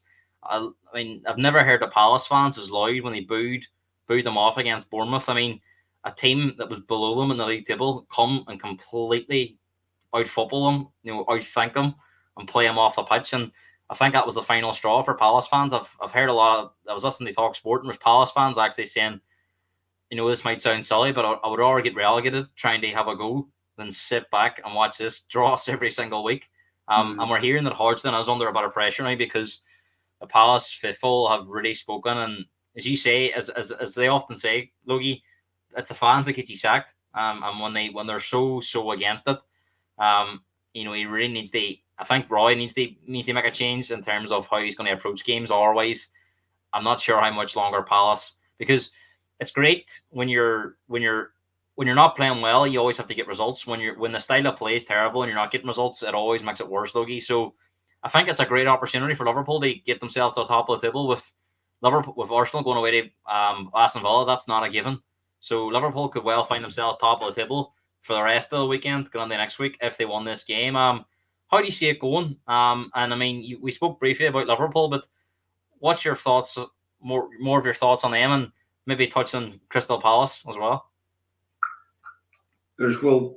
Palace are in an awful run of form at the moment, so it's a nice fixture for anyone. But I always say it: there's no easy fixtures in the Premier League, especially in particular away fixtures in the Premier League. There's no easy away fixture in the Premier League, so it wouldn't surprise me if Palace got a point. Wouldn't surprise me and won, but wouldn't surprise me actually if Palace went and won. Went and got 3 points against Liverpool, honestly. But everything points towards Liverpool winning the game. And Palace will find it hard to keep Mo Salah quiet, and they'll find it hard keep that midfielder from running the game at Szoboszlai boy. So, but Palace could easily get a result. At every point towards Liverpool won. I mean, do you think it's hard now for managers like Roy Hodgson, and we'll come on to speak about West Ham with David Moyes, because I've seen a lot of their fans on Talk Sport today, even though they beat Spurs, they says that they're fed up watching this crap football every week and sitting back and relying on counter-attacks or, double deflections to get you a goal like what happened last night, and really relying on other teams mustn't chant. Like Spurs maybe should have put them away first half, and we're not talking about that West Ham one, but similar to Palace, when them fans come and see a team like Bournemouth, who Palace will associate Bournemouth being smaller than them. Palace are more of a an established Premier League team. When they see a Bournemouth come there with a manager who's got new ideas, playing nice football, I think there's more teams now. You look at the likes of Brighton, Brentford. All these teams are kind of going about it where they're playing attractive football to get results. Making the likes of we've seen it with Big Sam coming back in, hasn't worked. That old style of manager is dying out of the game. And do you think that makes it more difficult for managers like Roy Hodgson now? And because the fans are seeing most teams play attacking football, they want it as well.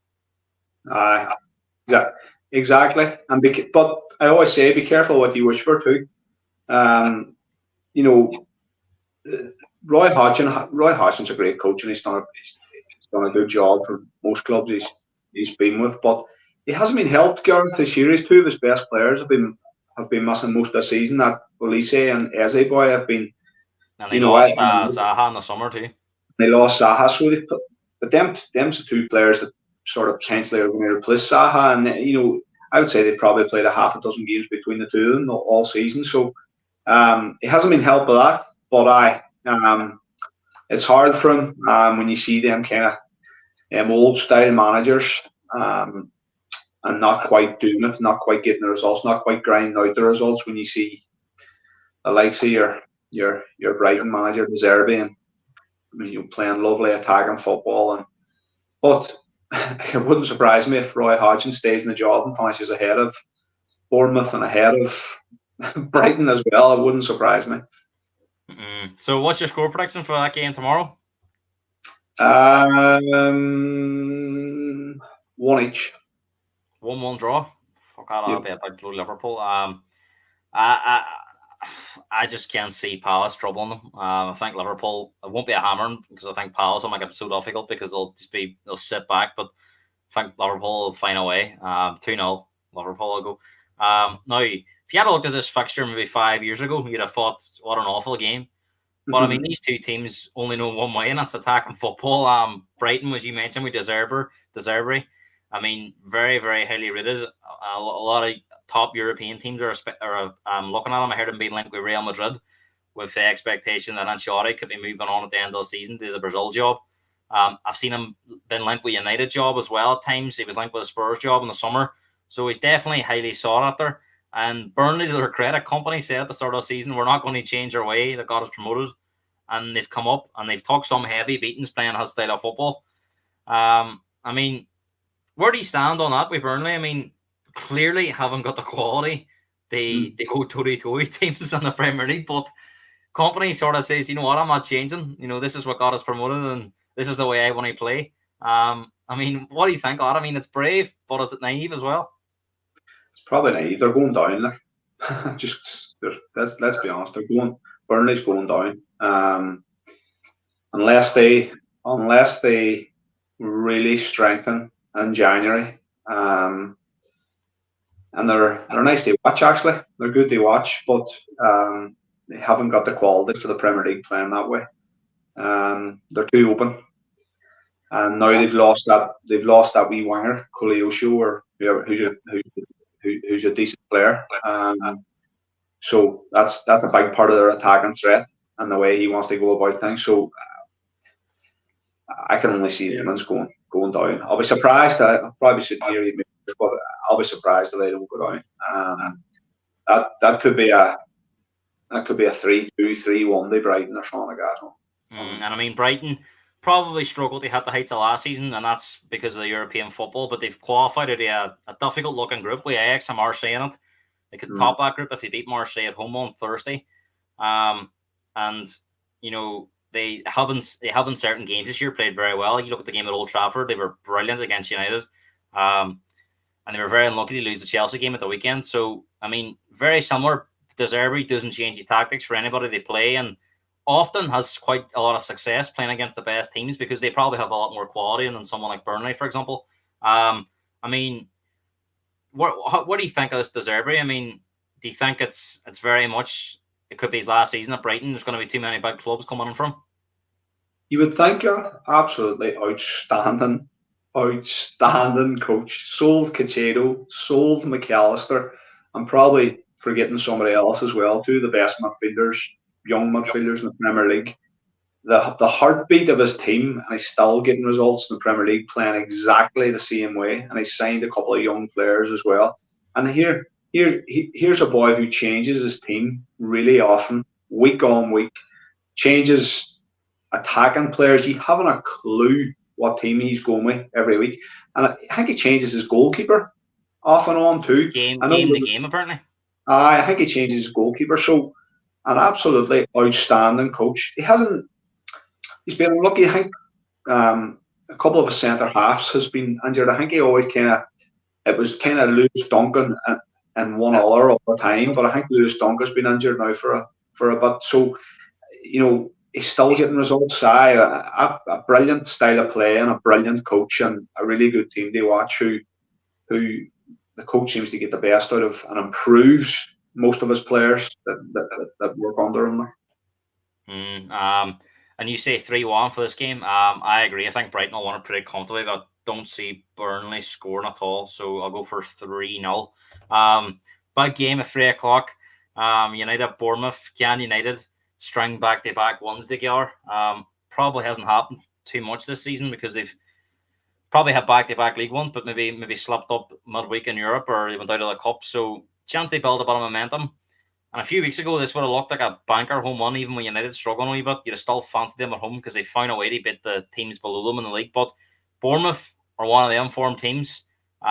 They've been brilliant when I watched them recently, and they'll be full of confidence going to Old Trafford. And very similar to Ange, Postecoglou, and De Zerbi, I think these Bournemouth players, they really buy into what the manager wants, and he gives them that belief that they can go and play their football against anyone, and they will have setbacks because the difference in quality.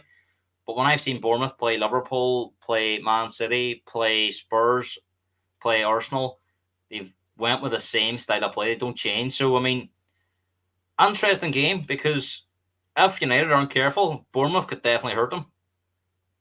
I agree. It's even better for the likes of that coach because I think at the start of the season, I might be wrong, they struggled.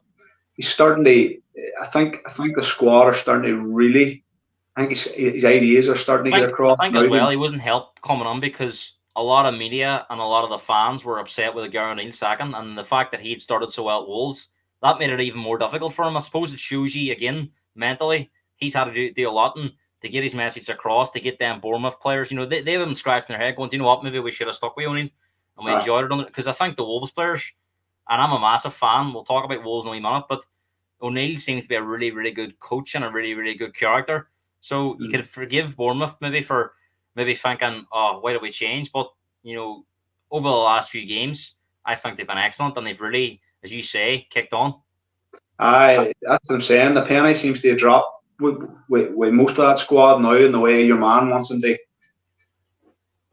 play because, as you say, they could have easily down tools because they didn't have the easiest start this season, and they were probably feeling sorry for themselves with that Gary O'Neill situation, and they didn't have great results, and they could have easily down tools. But how they've bought into this manager's ways, and the last few results have been good, and they'll come to Old Trafford and they'll have a go. I think they'll make it hard for us, but I don't see them. I see United winning the game, but they've been good. Anytime I've seen them, they've been really, really good. And as I say, there's a couple of them players that's really good underneath this new manager. Like Solanke's starting to do well, and your man Ryan Christie's playing well, and the Semenya boy, whoever he is, I never heard of him. And they have a good style of play under this Bournemouth manager, and I don't know if they'll do well. They still stay in the division, but they might stay up by default because there's 3 other teams worse than them. But I don't see them getting anything at Old Trafford, to be totally honest. How do you see the score being? 2-1, 3-1 United. I think there'll be a few goals in this, but I agree with you. I think United will have enough. I'll have more quality, and if it's a bit of a basketball game, like the Chelsea game, I think it'll suit United. I would nearly think that, if it went that way, United, I don't see United not winning the game because they've got too much quality up front. So I'll go for a 3-2, United 1. Big game for Sheffield United at 3 o'clock. I mean, Chris Wilder's back in. Sheffield United, they haven't spent a lot of money with that transfer embargo they had hanging over their head. Very, very difficult job for Heckenbottom, and in the end, too many. I think not so much bad results, bad performances that led to heavy beatings. I think if they had been losing 1-0 and 2-1, the fact they were getting beat 8-0, 5-0, 4-0, a lot of games they were completely, it was massive scorelines, and suppose they had to make some sort of change. They went with Chris Wilder, but I mean, they found themselves in the same situation with Chris Wilder that last time. I know he had a good first season in the Premier League, but second season it was dreadful. I mean, can anybody save Sheffield United? I mean, I struggle to see how anyone can. Nah, they're down for me as well, Gareth. They might get a short-term bounce with Wilder, but they're down. Not enough quality, not enough attacking threat, not enough goals. They're down. Now, in saying that, I think they could possibly get a result against Brentford at home, just with a manager bunch. And Buemo's injured as well. And Buemo's hurt, and it's apparently a bad one. So I think it could get a result. I don't know if they could sneak a 1-0 or maybe a 1 each. But I think Sheffield United could sneak a wee result here in this one. I think 1-1. I think as well. I think they maybe have Brentford at the right time. Final 3 o'clock game is a huge one for Nottingham Forest. All the talk is that Steve Cooper will be sacked unless he gets a result. Wolves, probably the most unlucky team in the league. They not have more points. We can talk about teams missing chances and stuff, but more so for them, it's been poor decisions that's affected them. Was very impressed with them against United. They've very unlucky to lose that opening game. They beat City, beat Spurs, and justified they beat them too. You couldn't say they didn't deserve to win them games. All games they've been robbed them with decisions. I mean, it's a tough game for Cooper to go to Wolves. They save his job because Forest is away for him, shocking, and Wolves are on a really good moment. I mean, I think Cooper's up against it here big time. Here and I like Steve Cooper. I have a soft spot for him. I don't know why. Fan of him too. Maybe it's because I don't know, all these signings were through on him last year, and he was still able to navigate his way through the Premier League last year. Maybe that's because of that. I feel a bit sorry for him, and he always carries himself well as well. And post match. I don't know about you, Logie, but I felt it was always going to come this point where eventually all them players was going to become very difficult, and I always felt that. I'm surprised he was able to manage it for as long as he has.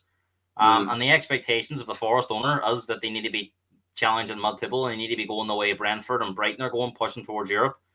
But I just don't see that because I don't think they have the quality. And as you say, far too many players in the squad.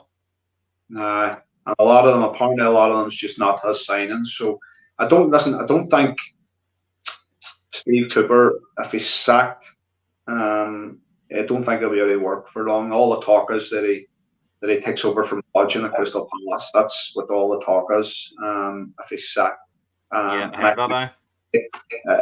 think if that's the case, I think they'll be beat by Wolves. And if that's the case, they'll be sacked then. But he's been unlucky. I think Wolves, on the other hand, they've been excellent. Gary Neal, as you say, big fan of him as well. I think he's excellent. Carries himself well. Did you watch that Monday Night Football he was on? brilliant. I thought he was fantastic. Brilliant. Absolutely brilliant. And he's that was a great insight that Monday night. But no, his team he has them really well organised, and there's some good players there. Hey, and they're doing all this too as well without their best player, Pedro Neto. And he's a super player and somebody I would want at Old Trafford. To be totally honest with you, I don't know if we'll ever get him because I think he's a ready-made replacement for Mo Salah. But I think they'd be doing even better if he was still, if he hadn't got that bad injury. But Wolves, I think will won that game there against Forest 2-1, 1-0 maybe. I'm going to go for a 2-0 Wolves one. Massive game at 5:30, third against first. I mean, I'm really looking forward to this. It's my staff party tomorrow night, and we're going to the pub, me and our boy, to watch this first. He's a big Arsenal fan. Giving me loads of stick at the minute, to be fair to him. But hey, good luck to him because Arsenal, you have to give it to them. Even when they're not playing well, they're fighting away. And sometimes that's more impressive than blowing teams away because Arsenal were blowing teams away last season, and look how that turned out. They're doing it a different way this year. And apart from that Luton game, really, most of their games, they've been in total control. That was the first kind of high-scoring game they've been in. The rest of them have been controlled ones. Kind of like a mixture of Arsenal were not a defensive team, but it kind of felt like they were controlled. It was controlled. A mix of like a Mourinho, but a Ferguson, where it was kind of somewhere in the middle. Kind of got that vibe, and they're a real threat. And it's a big, big test of Villa's home record. But equally, it's a big, big test the other way for Arsenal to go to Villa too and get a result. So, fascinating game. And to be honest, Logie, I'm really struggling to call it. I think it could go either way. I agree too. That could go either way. But I think Arsenal, just because I always go with the bit more experience, the bit more know-how, the size of the club. I know Arsenal is a big club, but I just think Arsenal have the edge, and I think. Do you think that Man City performance will take a lot out of all players, and this game maybe has came at the wrong time? It'll be definitely a test for their mentality, whether or not. But here, listen, it's a 5-5 kickoff. It's at Villa Park. They'll be right up for it. I just think Arsenal are not Man City at this time. I think Arsenal are a bit harder to play against than what Man City are, and I think we'll find it harder against Arsenal. So City obviously came out against Aston Villa and thought we could out-football Aston Villa, and Aston Villa took the game to them. So I think Arsenal are happy enough sometimes to say break us down. As you just said there before, they have a bit more steel about them, I think, and they can also they can also rip you apart as well. So I think Arsenal's favourites for that. How do you see it going then, score-wise? I hate to say it. I hope it's a draw, but I think Arsenal could turn up. I think it could probably win it 1-0, 2-0. 1-0 to Arsenal. Tough to call. And the more I look at it, I think it's got a draw written all over it. And I think in a way, both teams in isolation might feel it's a good point because Arsenal do have a wee bit of an advantage there. And at the minute, you have to say going to Villa and getting a draw is a great result. So I think if it's a situation where it is like one each in the last 15 or 20 minutes, I can see Arsenal, whereas it was 3-3 against Luton for the last 25 minutes and they threw everything forward, they won it, leaving themselves open. I can't see a scenario where they'll risk losing the game. They might try and play it that I will try and win it, but not at the thought of losing it. And Villa might feel the same. So I feel it could be a 1-1, but a really good watch for the neutral. Moving on to Sunday, massive game for Chelsea. And I mean, for me, Logie, the way Everton's been playing this season, and I have to credit you because you've always said Sean Dyche is a top manager, and he's really, really proven it back in the last season and this season at Everton. I mean, they would be above Chelsea if it wasn't for that points deduction. So, for me, Everton come into this game as favourites. Couldn't agree more. One of my good friends is an Everton fan, probably one of my best mates in Everton, all his life, Everton. Yeah. And we have back and forth WhatsApp messages, and I've said to him, Sean Dyche, don't worry. I think you're in good hands with him. Honestly, don't worry. See, I think it's just really underrated, and it's been pigeonholed. I think I said to you in the past, pigeonholed with this style of football. with when he was with Burnley, but I think he had to play that way with Burnley. And he's probably a wee bit more expansive with Everton, but I think he's had to play this way with Everton too, just more structured and workmanlike. But I think when he gets his further down the line, if he gets better players, I think he could become better. I think he's an excellent. I think he's a very adaptable manager. I think he plays his strengths, and he's not naive. Like, I mean, Burnley stayed up a lot of the years that he was there, playing that way. You know, you've seen them try to do it now with a similar level of player, and look at them; they're getting rinsed week in, week out. So, I mean, he was justified playing that way. No, Everton, they were on what a result the other night against Newcastle. I don't see anything but an Everton result here in this game. At least a draw in this game for Everton. I fancy Everton. They won it, and I'm going to go for a 2-1. Everton won. I'll go 2-1 Everton as well. Another game on Sunday, Fulham against West Ham. Fulham have turned a corner. They've struggled initially, but I mean, some brilliant results in the last few games, scoring loads of goals again. Jimenez seems they've got his confidence back as well, which is a big boost for them. And West Ham, who got that big one against Spurs. But I mean, I was listening to Talk Sport today. Always do it. Jim White and Simon Jordan, when I'm on work, I always have it on. And I couldn't believe the amount of West Ham fans ringing in. Just got a big result away at they see as their main rivals. You know, and there was a lot of negativity saying that they're bored of watching this crap football week in, week out. But I mean, they've just won a European trophy in the summer.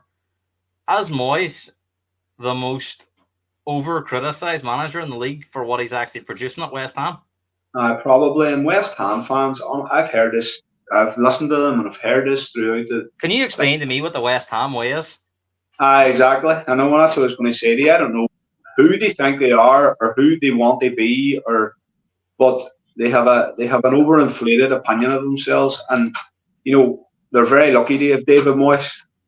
As you say, European trophy last year. He's working wonders with them. At the end of the day, Gareth, money talks. I know he spent a few pounds, but nowhere near the likes of other clubs. And well, you know, I mean, I think a lot of that money was generated by selling Declan Rice. True. Well, but no, he spent nowhere near the likes of. You can imagine if he had the type of funds available that other managers have had. You know, he's a brilliant coach. David Moyes is a brilliant coach. On Fulham, they had a nice fixture against was it Forest the other night there. I don't know if they've turned the corner. I've seen them. I don't know. I might be wrong. I see them a wee bit, but they up and down as well. Fulham. I think West Ham could do a job on them. I think West Ham will get at least a draw at that game as well. I fancy a draw too. I think I'll be a 1-1. Super Sunday, Luton against Man City to kick it off, and I think this could be the biggest gap in Premier League history in terms of the squad's expense, how much they've cost. I think Luton's cost has been next to nothing, really, free transfers and stuff. And Man City, obviously, mega bucks put in. But I mean, Luton may sense a bit of vulnerability in Man City because they're conceding a lot of goals. Luton have just scored 3 against Arsenal, who were supposed to be they come on that game the best defensive record. I don't think that's going to happen regularly. I think it was just a bit of a freak game. I don't see Luton scoring 3 goals any other week. No, they tend to, when they won, they have to grind out a result. That was just a mad game on Tuesday. But I mean, do you think that Rob Edwards was saying that, you know, he felt that they were going to surprise Arsenal and not sit back and maybe have a go at them because they felt that sitting back they would get bit anyway? Do you think he might go with the same tactic here because it caught Arsenal off guard in that first half? Ooh, picture coming out against Man City and pressing City. Hey, the way City play through, that's a risky tactic. I think Luton sat back against, was it Liverpool, and they were able to get a draw. He seems a good coach, this boy. I just don't see how Luton can keep up this. All credit to them. All credit to them. Because like every one of their home games have been all tight games. They've only lost by 1 goal. The games they've lost, and they've played Arsenal there, City there, Spurs there, Liverpool there. Yeah, and they've they've been brilliant, Gareth, to watch. I was just watching them against Arsenal. I says to the middle boy, I says, see if United had their intensity and their effort, we'd be some team. I mean it, we'd be some outfit. They're a credit, their club and to themselves and players and that coach as well. But I see City properly turning up, and I see Haaland getting a couple of goals. I would say 3-1, 3-0 Man City. I think City will get back to one of ways as well. I'll go for a 2-0 City one. And finally, what a game to finish off the weekend. Two teams that only know one way of attacking football. I think, to be honest, the Villa Arsenal game will be a lot more tactical. I can see this being much more open and probably the best game this weekend for the neutral fans, because when I watch both teams, it's just frantic, electric, and it'll be like a boxing match, and whoever throws the harder punches will probably win the game. So big game for both teams, because if Newcastle just been beat 3-0 at Everton and Spurs are on that run, so hard game to weigh up. How do you see it going? We spoke a lot about it already, about 2 hours ago. How long are we on this now? 2 hours. It's hard to call, isn't it? But I'll give the advantage to Spurs because they're home. And I know that they've obviously been in a not so good run at the minute, but I see Spurs edging it by a goal, maybe 2-1. I think I just think get back to one ways here, but it'll not be easy. I think Newcastle have an eye in midweek as well, won't they? So a big game against AC Milan, so they may well try and make an eye on that. But I think Spurs, great opportunity to get back to one ways, and I think it'll be another classic. So I'm going to go for a 3-2 Spurs 1. Logie, it's been an absolute pleasure. I love having you on the podcast. James is saying he fancies Spurs as well. Love having you on because you're a fantastic football content man. Very similar to myself. You watch a lot of games and you just love your football, so it's always brilliant to have you on. Hopefully get you on again in the new year. I hope you have a great Christmas. Enjoy all the football. It's my favorite time of the year. As I said, thanks for coming on. Brilliant as always. Hi, thanks a million. Thanks for getting me on. I enjoy, yourself. I enjoy talking about football, and I didn't know that we were expected to be 2 hours, but here, listen, it was enjoyable. It flew in, and seeing to yourself, Gareth, happy Christmas and happy New Year to you and your family and all that. And I'll speak to you in the new year and hopefully get back on again. Good man. Top man, Logie, and make sure if you're watching the podcast for the first time, they smash that like button and subscribe to the channel for more content. Logie, thanks very much. Enjoy the weekend. Enjoy Christmas. Have a good one. Cheers, Gareth. All the best, kid.